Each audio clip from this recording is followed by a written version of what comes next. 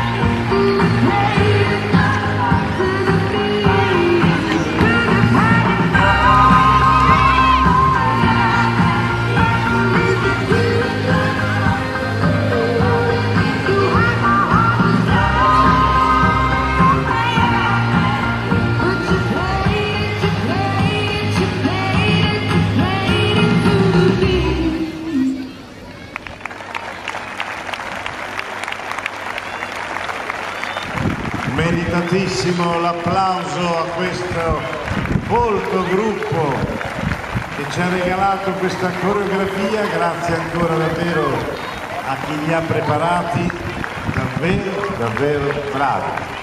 Prima di andare a dare il via ai giochi, mentre si libera il campo, ne volevo approfittare per salutare e sentire la voce di chi ci ha regalato nei giochi, una delle prime veramente a regalarci medaglie quantitate. I maledetti tempi che tu vinci ogni volta, grazie.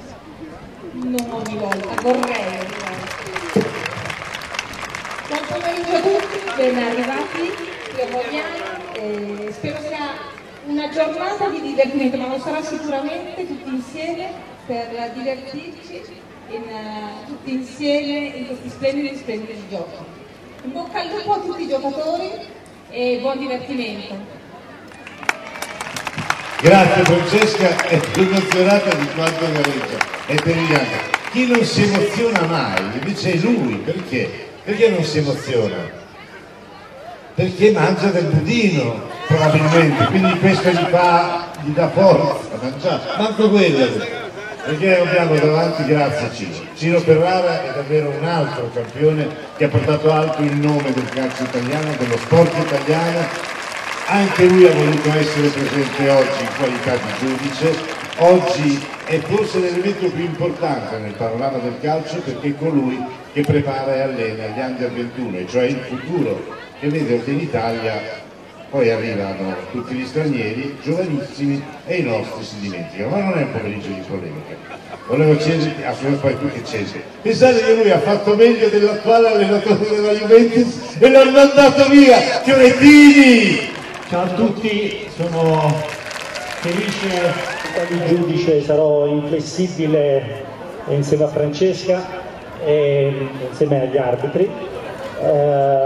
Mi auguro insomma che possa essere una giornata di sport all'insegna del divertimento, e auguro a tutti gli atleti, a tutti i ragazzi, a tutti i bambini, è bello vederli oggi tutti radunati qui, grandi successi oggi ma nella vita. In bocca al lupo e grazie di tutto. Grazie Francesco, grazie Ciro, grazie agli arbitri che sono in prevalenza femminile, a meno che voi due non, vabbè, auguri, grazie davvero della collaborazione.